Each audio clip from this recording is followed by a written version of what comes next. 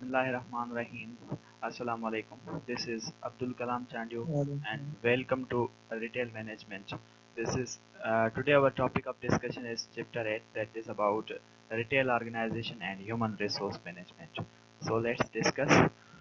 These are the chapter objectives. First of all, we will discuss about the to study the procedures involved in setting up retail organizations, to examine the various organizational arrangement used in retailing, to consider a special human resource environment of retailing, and to describe the principles and practices involved with the human resource management process in the retailing. So first of all, setting up a retail organization. First topic is setting up a retail organization. A retail organization is a firm. A firm structures and assignments assigns tasks, functions, policies, resources, authority, responsibilities, and rewards to efficiently and effectively satisfy the needs of its target market, employees, and management.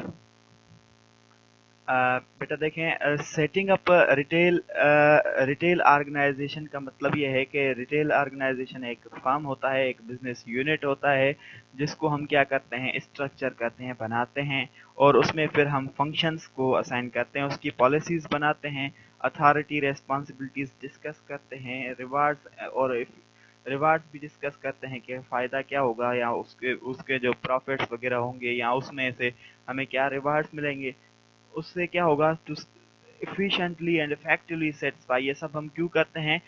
क्योंकि हमें needs of the target market की needs को satisfy करना होता है, employees की needs को और मैनेजमेंट की नीड्स को सेटिस्फाई करना होता है। इन तीन चीज़ों पे हमारी जो है सेटिंग, जो है जो भी ऑर्गेनाइजेशन की सेटिंग होती है वो फोकस करती है कि कैसे टारगेट मार्केट यानी कि कस्टमर्स की नीड्स को कैसे से सेटिस्फाई किया जाए, उसके साथ साथ एम्प्लॉइज की नीड्स को कैसे सेटिस्फाई किया, उसके साथ साथ मैनेजमेंट की जो ज़रूरी चीज़ें हैं उसको कैसे सेटिस्फाई किया जाए। लेट्स डिस्कस क्या चीज़ें आती हैं इनमें। टारगेट मार्केट नीड्स क्या हैं? Target market needs are there sufficient personnel to provide appropriate customer service? Target market need को सेटिस्फाई करने के लिए, यानी कि कंज्यूमर को सर्विस देने के लिए, कस्टमर को सर्विस देने के लिए, क्या हमारे पास सफिशिएंट पर्सन हैं जो सर्विसेज देंगे, उनकी सर्विसेज जो सफिशिएंट होंगी कस्टमर्स के लिए या नहीं होंगी? पहला क्वेश्चन ये हमें देखना होता है। उसके बाद, are the personnel knowledgeable and courteous? क्या जो हमारे जो सेल्स पर्सन हैं वो नॉलेजेबल, उनकी नॉलेज बहुत ज़्यादा है, नॉलेज है उनको कैसे सेल करना है, क्या क्या प्रोडक्ट है, प्रोडक्ट के बारे में फुल मालूमात है उनके या नहीं है, और उसके साथ साथ वो कर्टियस भी हैं, खुश मिजाज भी हैं या नहीं हैं, यानी कि वो स्माइलिंग फेस के साथ उनको ट्रीट करते हैं या रूड बिहेवियर है।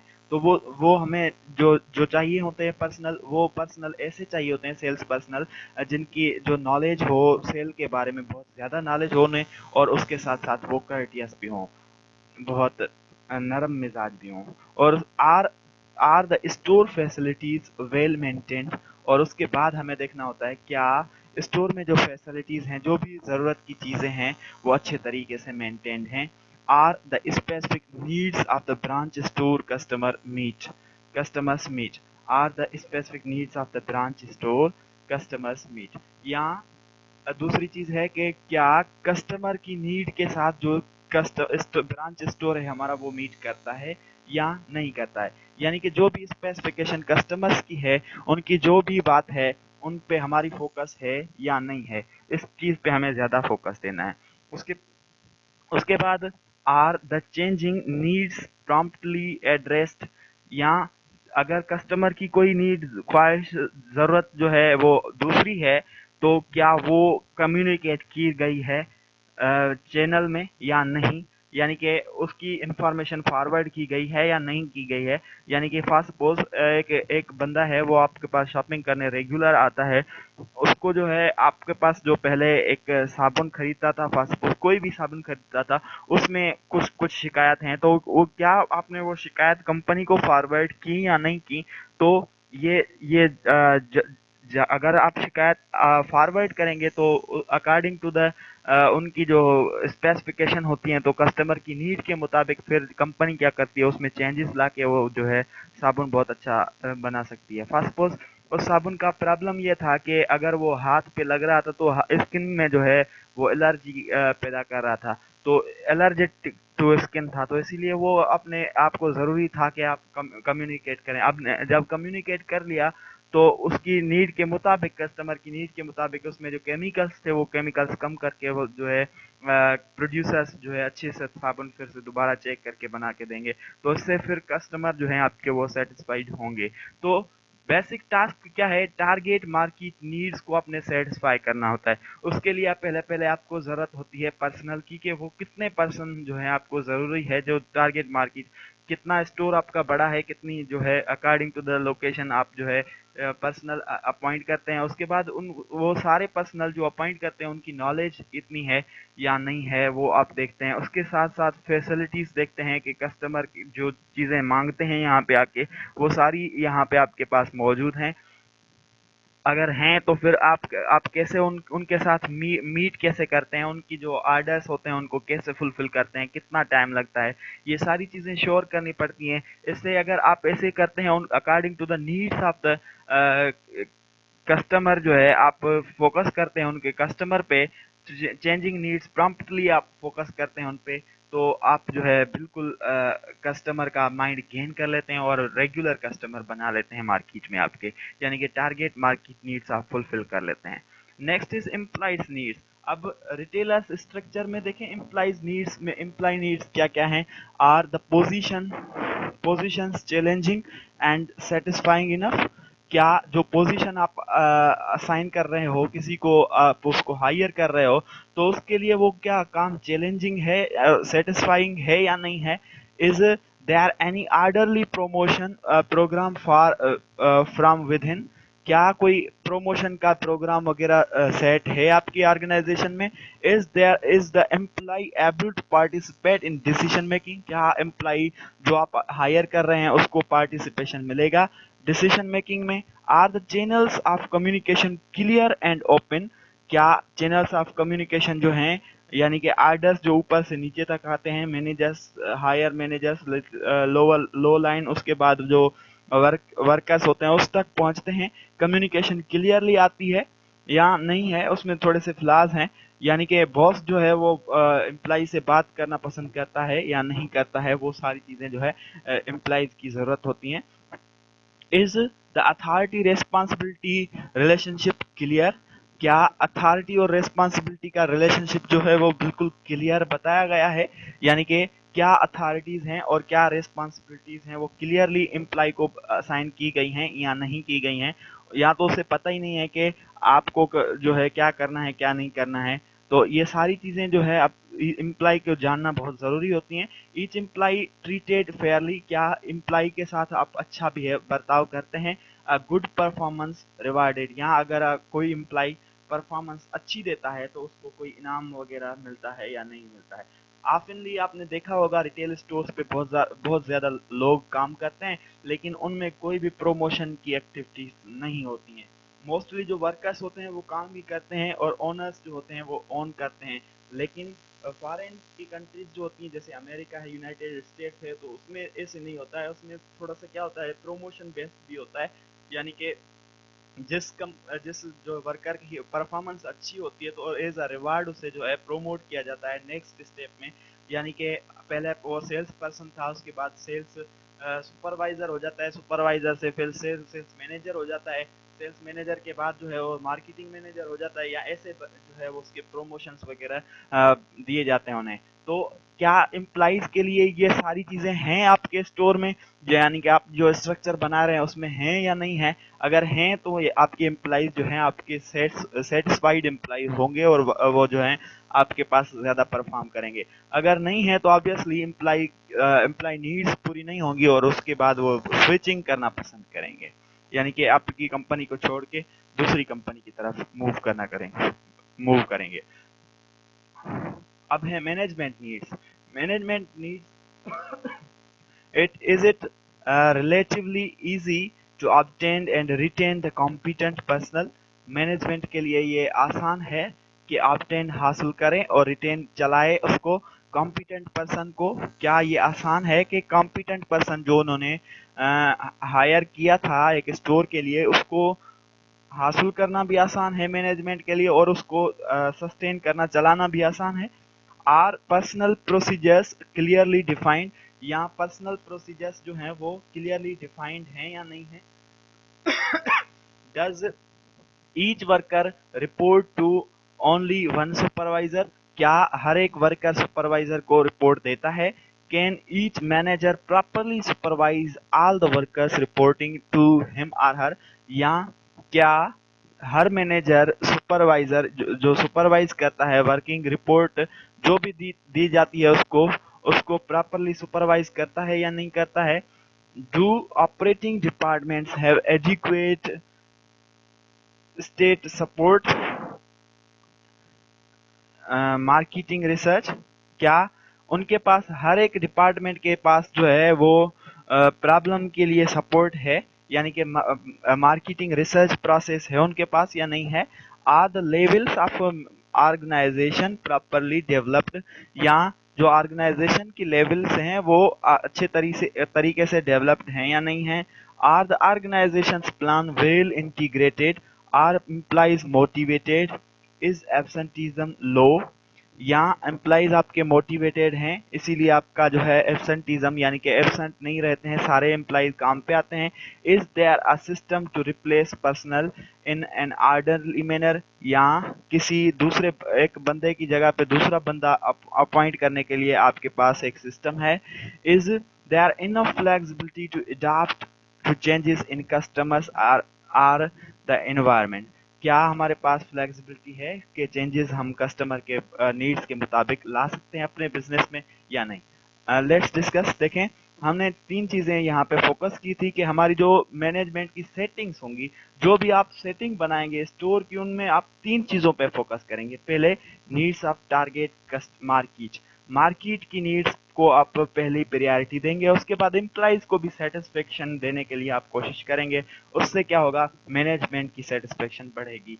अगर आपके कस्टमर्स आपसे सेटिस्फाइड होंगी तो वो अगेन एंड अगेन आपके पास बाय करने के लिए आएंगे, और अगेन एंड अगेन आपके पास बाय करने के लिए आएंगे तो मीन्स आपके जो एम्प्लॉइज हैं जो वर्किंग कंडीशन में वर्क कर रहे हैं वहां पे, वो सेटिस्फैक्टरी काम कर रहे हैं, तो उनकी सेटिस्फेक्शन के लिए फिर मैनेजमेंट का जो गोल है वो अचीव हो रहा है। अगर मैनेजमेंट का गोल अचीव हो रहा है तो एम्प्लॉइज को कुछ रिवार्ड्स वगैरह मिलते रहें, ताकि वो एम्प्लॉइज जो आपकी उस ऑर्गेनाइजेशन से जुड़े रहें, छोड़ के ना जाएं।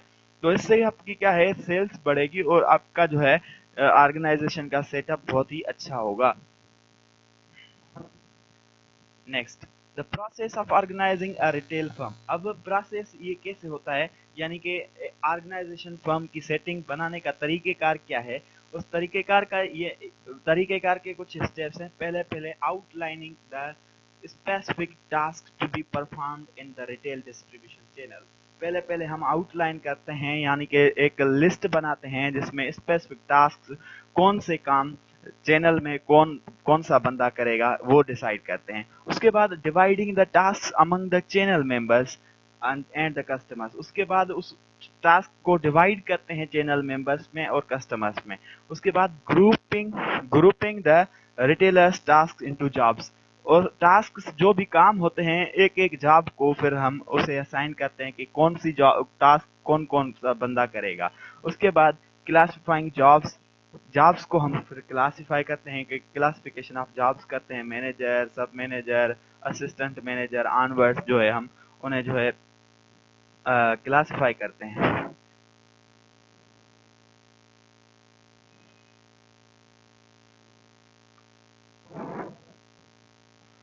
Okay, classifying jobs. उसके बाद हम क्या करते हैं, integrating the position through the organisation chart. उसके बाद उसकी पोजीशंस जो है ऑर्गेनाइजेशन चार्ट के मुताबिक उसे हम पोजीशन में फिक्स करते हैं। यानी कि पहले हम क्या करते हैं, टास्क बनाते हैं कि कौन कौन सी टास्क हमें करनी है, कौन कौन से काम हैं जो हमें करने हैं।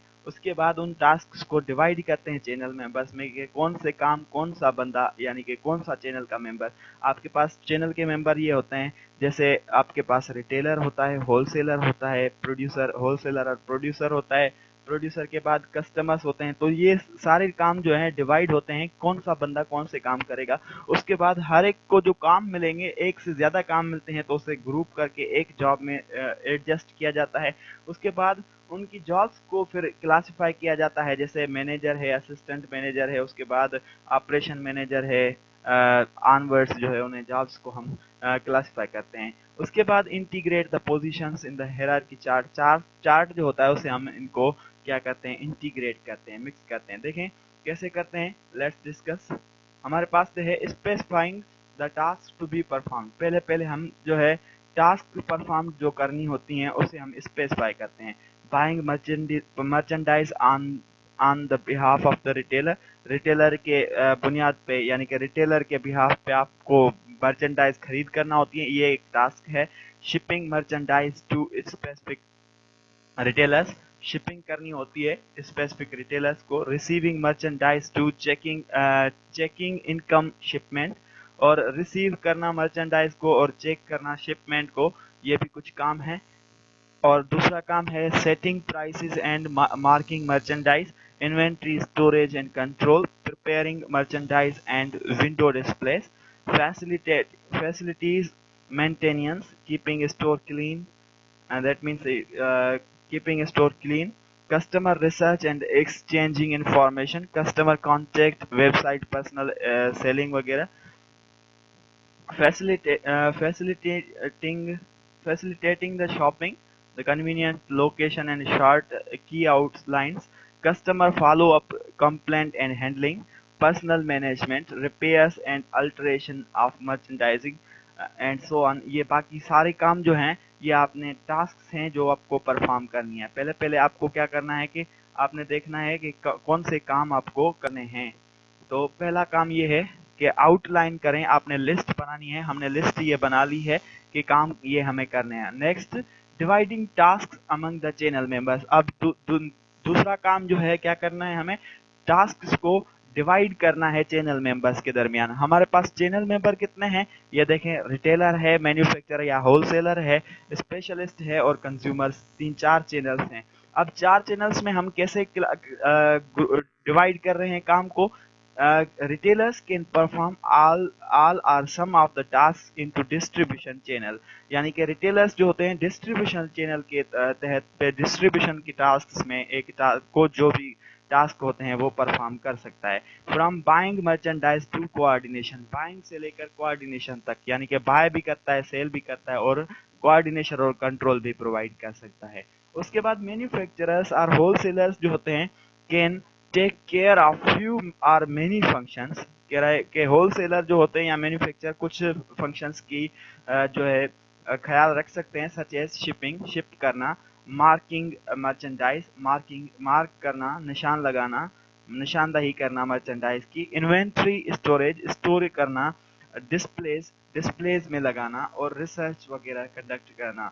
तो ये सारे काम किसके होते हैं, मैन्युफैक्चरर्स या होलसेलर के। उसके बाद स्पेशलिस्ट क्या काम करते हैं, can undertake a particular task of buying buying of products, delivery of buying of the product and delivery firm, warehouse marketing is research firm and aid agency, accountant, credit bureau and computer services firm। ये कुछ special काम हैं जो specialist perform करते हैं। जैसे marketing research is not easy task, तो वो मार्केटिंग रिसर्च करने के लिए स्पेशल की जरूरत पड़ती है। एड एजेंसी जो होती है वो भी स्पेशल एक इदारा है। अकाउंटेंट जर्नल जो है वो भी एक इदारा स्पेशल है। क्रेडिट ब्यूरो जो क्रेडिट फैसिलिटीज आपको प्रोवाइड करते हैं वो क्रेडिट ब्यूरो अगेन वो स्पेशल इदारा है। कंप्यूटर सर्विसेज फर्म जो हैं वो आपको कंप्यूटर सर्विसेज वगैरह प्रोवाइड करते हैं तो वो भी इदारा स्पेशल है। तो जो भी कंप्यूटर रिलेटेड या स्पेशल जो भी सर्विसेज आपको चाहिए होती है तो वो आप किसी इनमें से किसी भी एक इदारे से आप हासिल कर सकते हैं। Consumers can be responsible for the delivery, credit, cash or purchases। यानी कि उनकी रेस्पॉन्सिबिलिटी सिर्फ इतनी होती है कि वो डिलीवर कर सकते हैं, आपसे लेने आ सकते हैं या आपकी गुड्स दूसरे किसी कस्टमर तक पहुंचा सकते हैं।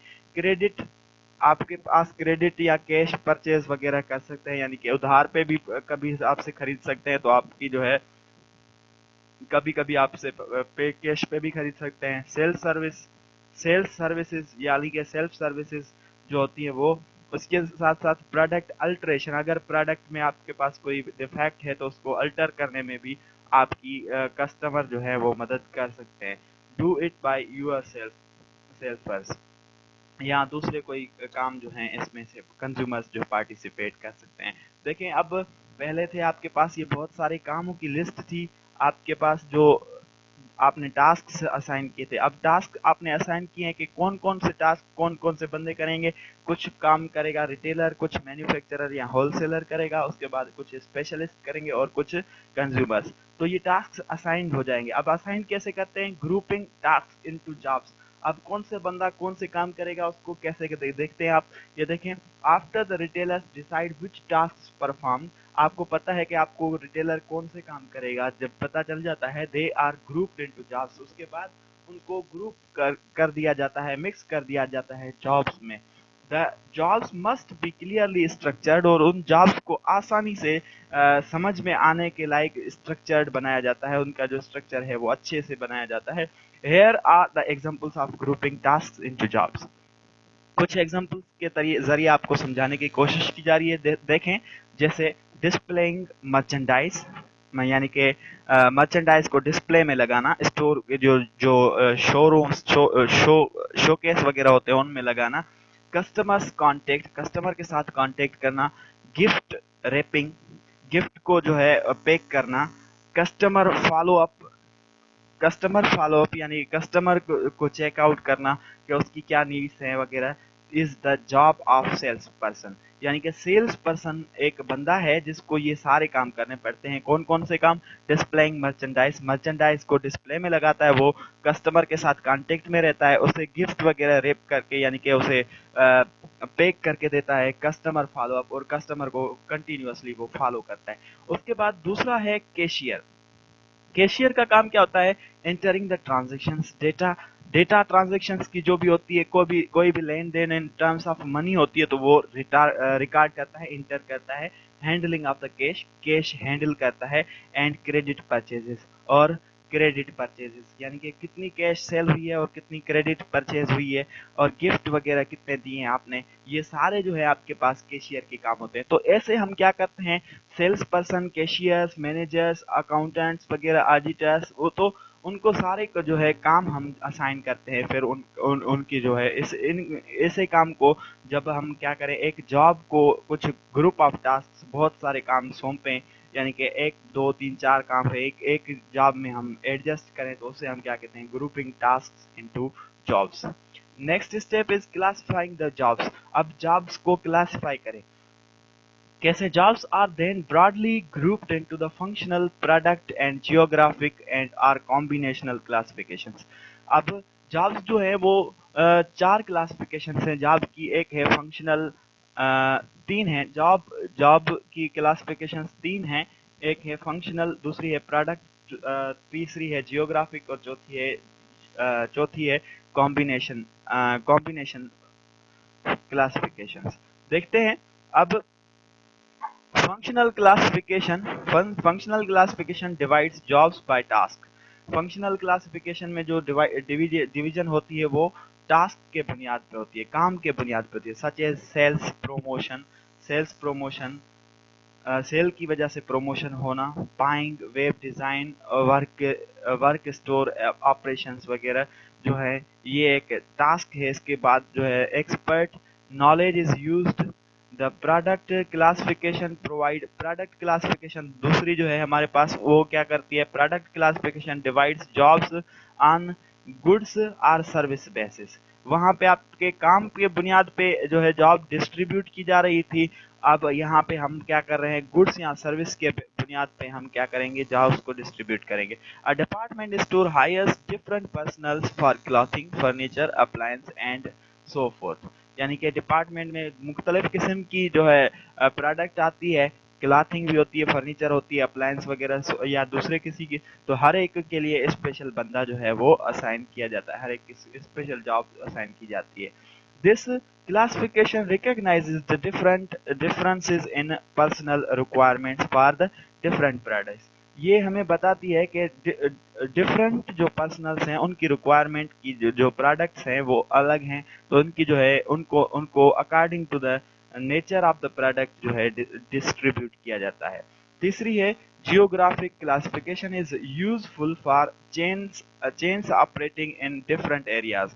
यानी कि चेन ऑपरेटिंग जो ऑपरेटिंग चेन्स होती हैं, ऑपरेटिंग चेन्स होती हैं प्रोड्यूसर से कंज्यूमर तक, उनकी जो क्लासिफिकेशन होती है वो जियोग्राफिक क्लासिफिकेशन के लिए इस्तेमाल होती है। Employees are adopted to the local conditions and they are supervised by the branch managers. Employees जो है वो लोकल कंडीशंस के मुताबिक उनको जो है ज्वाइन किया जाता है, और उनकी जो सुपरविजन होती है वो ब्रांच मैनेजर सुपरवाइज करते हैं उन्हें। यानी कि लोकल बंदे हम हायर करते हैं, उसकी सुपरविजन जो होती है वो मैनेजर्स करते हैं। Some firms some firms especially large ones use combination classification, और कुछ फर्म्स जो होते हैं वो कॉम्बिनेशन यानी कि इनमें से दो या तीन को कंबाइन करके इस्तेमाल करते हैं। If a branch unit of a chain hires its selling staff, but buying personnel for each product line are hired by the headquarters. The functional product and the geographic formats are combined। मतलब ये है कि अगर कोई भी chain staff है उसके पास selling के लिए जो है सेल करने के लिए लोकल बंदे को हायर किया जा रहा है। First suppose you are going to sell the product in, आपको प्रोडक्ट सेल करनी है इन बांग्लादेश, तो आप अभी जो है आप पाकिस्तानी बंदे को बांग्लादेश में जाके सेल करने को कहेंगे, तो it finds a difficult task, तो उसको बहुत ही मुख्तलिफ लगेगा, यानी कि डिफिकल्ट लगेगा। तो अगर डिफिकल्ट टास्क को आसान करने के लिए क्या करते हैं कि आप वहाँ पे सेल्स पर्सन जो है वहाँ से लोकल जो है बंगाली स्पीकिंग पर्सन को आप हायर कर लें। अब बाकी जो काम है वो आप अपने हिसाब से चलाएंगे। तो आपने क्या किया, यानी कि मैनेजर आपका है वो उनको टास्क वगैरह वो असाइन कर रहा है, बाइंग सेलिंग वो कर रहा है, उसके बाद फंक्शनल जो काम है वो भी वो कर रहा है। सिर्फ सेल्स का जो काम है वो कस्टमर के साथ डील का जो काम है वो आप बंगाली से ले रहे हैं। तो ये एक किस्म की क्लासिफिकेशन है जिसमें आपने क्या किया कि बहुत सारी क्लासिफिकेशन को मिक्स कर लिया, यानी कि चारों क्लासिफिकेशंस को मिक्स किया। एक आपने मिक्स की फंक्शनल फंक्शन करने के लिए, एक प्रोडक्ट खरीदने और बेचने के लिए, दूसरा जियोग्राफिक यानी कि लोकेशन के मुताबिक आपने क्या किया, जियोग्राफिक लोकेशन बंगाल में है तो आपने बंगाली पर्सन को हायर कर लिया। उसके बाद उन तीनों को मिक्स करके एक क्लासिफिकेशन बनती है जब, तो उसे हम क्या कहते हैं, कॉम्बिनेशन क्लासिफिकेशन कहते हैं। Next is developing an organisation chart. अब आप ऑर्गेनाइजेशन एक चार्ट बनाते हैं, ऑर्गेनाइजेशन के चार्ट बनाते हैं कि कौन सा फंक्शन जो है कौन से बंदे परफॉर्म करेंगे। ये डिफरेंट ऑर्गेनाइजेशन चार्ट हमारे पास है। पहले पहले देखते हैं कि ऑर्गेनाइजेशन में जब आप एडवर्टाइजमेंट देखते हैं तो उसमें कैसे आपको नजर आती है कि पोजीशन कैसे असाइन की जाती है। देखें जॉब टाइटल, पहले पहले आपको जॉब टाइटल जो होता है कि उसमें स्टोर मैनेजर की जॉब है, 34th स्ट्रीट ब्रांच इन पोम्बोज। पोम्बोज में ये एडवर्टाइजमेंट आई है कि स्टोर मैनेजर हमें रिक्वायर्ड है। डिपार्टमेंट स्टोर है, और पोजीशन रिपोर्ट्स टू, रिपोर्ट किसको करना है, सीनियर वाइस प्रेसिडेंट को उसने रिपोर्ट करना है। जो मैनेजर होगा उसने रिपोर्ट करना होगा किसको, सीनियर वाइस प्रेसिडेंट को। Positions reporting to store manager, all the personals in the 34th store street के स्टोर जो भी होंगे पर्सन वहाँ पे, उन सारों की बंदों की जो भी रिपोर्ट होगी वो किसको देनी होगी, आपने वाइस प्रेसिडेंट को। ऑब्जेक्टिव्स क्या क्या ऑब्जेक्टिव्स हैं इसके, जो properly state and operate, properly जो आपने चलाना है सेफ तरीके से किसको, जो आपके पास स्टोर है जिसका नाम है 34th street store. Duties and responsibilities, आपके काम क्या क्या हैं और उनकी रेस्पॉन्सिबिलिटीज क्या हैं। सेल्स फोरकास्टिंग एंड बजटिंग, आपने सेल्स को फोरकास्ट करना है और बजट बजट बनाना है, पर्सनल रिक्रूटमेंट, पर्सनल को बंदों को भी हायर करना है, selection, training, motivation and evaluation, ये सारे फंक्शन आपने परफॉर्म करने हैं। मर्चेंडाइज डिस्प्ले, मर्चेंडाइज के लिए डिस्प्ले को भी चेकआउट करना है, inventory management, merchandise reorders, transferring merchandise among the stores, handling the store receipt, preparing the bank transactions, opening the and closing of the store times, reviewing the customer complaints and reviewing computer data forms, semi-annual review of the overall operations and report for the top management।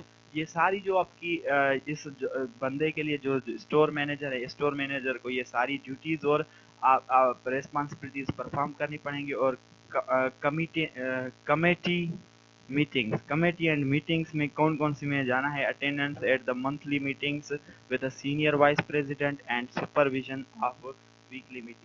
जो weekly meetings होंगी उनकी supervision करनी पड़ेगी, उसके साथ साथ attend करनी पड़ेगी। मंथली जो एक मंथ में वाइस प्रेसिडेंट के साथ मीटिंग भी आपको करनी पड़ेगी। ये सारी जो आपकी एक जॉब की रिक्वायरमेंट्स हैं, देखें आप, ये सारे एक ड्यूटीज थी, यानी कि जो टास्क थे, ये टास्क हैं, आपने क्या किया, ग्रुप करके एक ही बंदे को असाइन किया और उस जॉब का टाइटल क्या दे दिया आपने, स्टोर मैनेजर। तो स्टोर मैनेजर को ये सारे टास्क असाइन करके जो है आपने क्या किया, ग्रुपिंग ऑफ टास्क कर ली। नेक्स्ट हम डिस्कस कर रहे हैं developing of an organisation chart. Organisation के चार्ट डेवलप कैसे करते हैं, देखें। कुछ ऑर्गेनाइजेशन के आपने चार किस्म पढ़े थे, एक फंक्शनल जो क्लासिफिकेशन पढ़ी थी, दूसरी आपने पढ़ी थी प्रोडक्ट क्लासिफिकेशन, तीसरी आपने जियोग्राफिक, और चौथी जो है डिफरेंट यानी कि कॉम्बिनेशन क्लासिफिकेशन। तो according to the different charts, तो ऑर्गेनाइजेशन की डिफरेंट फॉर्मेट्स हैं चार्ट से। देखें, फंक्शनल ऑर्गेनाइजेशन जो है, फंक्शनल ऑर्गेनाइजेशन चार्ट है कि उसमें आपके पास एक वाइस प्रेसिडेंट होता है, उसके बाद उसके अंडर में होते हैं sales promotion manager, merchandise manager, personnel manager, store operations manager and controller. यानी कि अब वाइस प्रेसिडेंट जो होता है वो ऐसे समझ लें कि जैसे मैनेजर होता है, सारी पर्सनल का मैनेजर वो ही होता है, और वो मैनेज किसको करता है, सेल्स प्रमोशन मैनेजर, यानी कि सेल्स को बढ़ाने वाले मैनेजर, यानी कि मार्केटिंग मैनेजर को जो है, मार्केटिंग मैनेजर जो होते हैं उनका काम होता है मार्केट करना, प्रोडक्ट की सेल्स वॉल्यूम को इंक्रीज करना। दूसरा होता है मर्चेंडाइज मैनेजर, जो मर्चेंडाइज यानी कि मंगवाता है, ऑर्डर देता है और ऑर्डर को सेल करता है वगैरह, जो मर्चेंडाइज मैनेजर का काम होता है। पर्सनल मैनेजर जो पर्सन होते हैं वो सेल्स पर्सन जैसे हैं, स्टोर में मौजूद होते हैं, वो सेल्स करते हैं, तो वो sales person sales personnel manager में अकाउंट होते हैं। स्टोर ऑपरेशंस मैनेजर, अब स्टोर के ऑपरेशंस को मैनेज करने वाले बंदे को हम स्टोर ऑपरेशन, और उनको पूरे को सारों को कंट्रोलर जो होता है वो सारे बंदों के जो काम होते हैं उनको कंट्रोल करता रहता है, रिवाइज यानी कि रिपोर्ट करता रहता है किसको, वाइस प्रेसिडेंट को। तो ये सारी जो एक स्ट्रक्चर है, फॉर्मेट है, जो आज जो आपके पास पहले बड़े से बड़ा जो सबसे बड़ा होगा वो होगा आपके पास बॉस, बाकी जो होंगे उसके सब ऑर्डिनेंस ये होंगी, यानी कि उनके अंडर का काम करने वाले ये sales promotion manager, merchandise manager, personnel manager, store operation manager, controller, ये सारे जो हैं उनके सबऑर्डिनेट्स होंगे। और ये क्लासिफिकेशन है फंक्शनल ऑर्गेनाइजेशन चार्ट है, यानी कि अकॉर्डिंग टू द फंक्शन इनको जो है अपने अपने काम सौंपे गए हैं। कंट्रोलर का फंक्शन होता है कंट्रोल करना, स्टोर ऑपरेशन का कंट्रोल का काम का होता है स्टोर के ऑपरेशन देखना, पर्सनल मैनेजर का पर्सन के साथ, और आप मर्चेंडाइज मैनेजर का जो चीज़ों के साथ और गुड्स एंड सर्विसेज के साथ, और सेल्स प्रमोशन का जो है एडवर्टाइजमेंट के वगैरह के साथ जो रिलेशनशिप है। तो अकॉर्डिंग टू द फंक्शन, काम के बुनियाद पे इनकी क्लासिफिकेशन है। ये एक फॉर्म है जिसे हम क्या कहते हैं, फंक्शनल ऑर्गेनाइजेशन चार्ट कहते हैं। Next is different forms of retail organisations हैं, उसमें आप दूसरा पढ़ रहे हैं प्रोडक्ट ऑर्गेनाइजेशनल चार्ट। इस प्रोडक्ट ऑर्गेनाइजेशन चार्ट में आपके पास पहले होता है स्टोर मैनेजर। स्टोर मैनेजर को क्या करना होता है, देखें, स्टोर मैनेजर है, उसके पास मेंस आउटवेयर, मैनेजर, यानी कि मेन की जो भी चीज़ें हैं वो अलग है, लेडीज़ की अलग हैं, लिंगर मैनेजर अलग हैं, अप्लायंस मैनेजर वगैरह के लिए अलग है। यानी कि एक ये है डिपार्टमेंटल स्टोर है, उसमें उसकी 4 जो ब्रांचेस हैं, 1 2 3 4। एक में आपके पास मेन की जो क्लॉथिंग वगैरह रखी हुई है, दूसरे में सपोज करें आपके पास लेडीज की क्लॉथिंग रहे, तीसरे के पास जो है यहाँ पे फॉर सपोज आपके पास मेडिकल की अशिया रखी हुई हैं, और यहाँ पे जो है इलेक्ट्रॉनिक्स की चीज़ें हैं। तो ये डिपार्टमेंट स्टोर है, इसमें सारी चीज़ें ये डिपार्टमेंट से 4।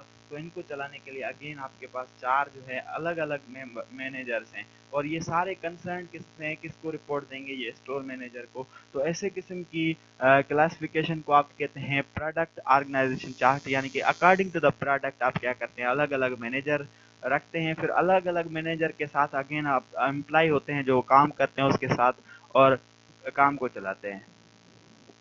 Next, geographic organisation chart. Geographic organisation chart जो है उसमें आप क्या करते हैं, according to the geography of the business unit आप क्या करते हैं, vice president, north east, mid east, western region. अब देखें यहाँ पे जो हेड ऑफिस है वो है वाइस प्रेसिडेंट, यानी कि owner of the business suppose कर लें आप। अब देखें ये एरिया नॉर्थ ईस्ट एरिया जो है यहाँ पे सारे उर्दू स्पीकिंग है, मिड ईस्ट में जो है वहाँ पे सारे इंग्लिश स्पीकर्स हैं, और वेस्ट में जो सारे वो हैं वो क्या हैं, सिंधी स्पीकर्स हैं। अब यहाँ पे आप क्या करेंगे, लोकल बंदा ऐसा अपॉइंट करेंगे जो उर्दू अच्छे से बोल सकता हो और समझ सकता हो और कम्युनिकेट कर सकता हो। यहाँ पे आपने वो बंदा अकॉर्डिंग टू द लोकेशन उनकी नीड के मुताबिक हायर कर दिया। अगर क्या करेंगे आप इंग्लिश पर्सन को यहाँ पे हायर कर देंगे तो इंग्लिश वाला उर्दू समझेगा नहीं, तो अगेन लैंग्वेज का प्रॉब्लम हो जाएगा, तो उनकी कम्युनिकेशन में प्रॉब्लम हो जाएगा, और जो है सेल्स आपकी डिक्रीज हो जाएगी। तो आपको according to the local personnel hire करना है जो उर्दू स्पीकिंग अच्छे से जानता हो, और यहाँ पे इंग्लिश है तो इंग्लिश कंट्रीज के लिए इंग्लिश जो है पर्सनल आपने हायर करना होता है, और यहाँ पे अकॉर्डिंग टू द रीजन जो वेस्टर्न या यहाँ पे सिंधी स्पीकिंग है तो सिंधी जो है स्पीकर आपने हायर करना होता है। तो अगेन देखें ये आपके स्टोर की लोकेशंस जो है वो 3 लोकेशंस हैं, एक जगह पे है, दूसरी जगह पे है, दूसरा तीसरी जगह पे है।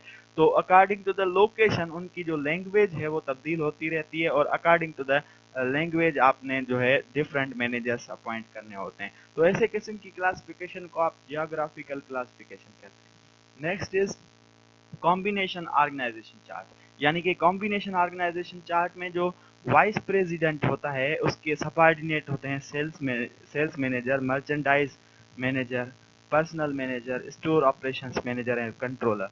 अब देखें स्टोर ये जो है इनके अगेन आपके पास सेल्स प्रमोशन मैनेजर के अंडर में मैनेजर लोकेशन ए और लोकेशन बी, जो भी आपके पास सपोज करें ये ए और बी दो दो किस्म के स्टोर हैं इसके, तो ये यहाँ पे हर एक जगह पे अलग सेल्स मैनेजर लगाए जाते हैं। यहाँ पे मर्चेंडाइज मैनेजर ए और बी इनके जो मैनेजर होते हैं, यानी कि सब मैनेजर जो होते हैं उनसे ये रिपोर्ट तलब करते हैं, और ये भी देखें हर जगह पे। अब यहाँ पे स्टोर ऑपरेशन मैनेजर में अगेन आपके पास वहाँ पे भी क्लासिफिकेशन हो सकती है, कुछ मेन की आउटवेयर हैं और कुछ लेडीज। तो अगेन आपके पास 2 किस्म के मैनेजर हायर हैं यहाँ पे, यानी कि 2 किस्म के पर्सनल चाहिए, एक मेन को डील करेंगे, दूसरे किसको, लेडीज को डील करेंगे। उसके बाद कंट्रोलर जो है अगेन मैनेजर ए और मैनेजर बी से इंफॉर्मेशन कलेक्ट करके वाइस प्रेसिडेंट को भेजता है। तो ये देखें यहाँ पे एक चार्ट है जिसमें आप देख रहे हैं कि यहाँ पे वाइस प्रेसिडेंट बैठा है, ये सेल्स प्रमोशन मैनेजर बैठा हुआ है, यानी कि इसमें जो बंदे हैं वो बहुत ज़्यादा आपको चाहिए होते हैं।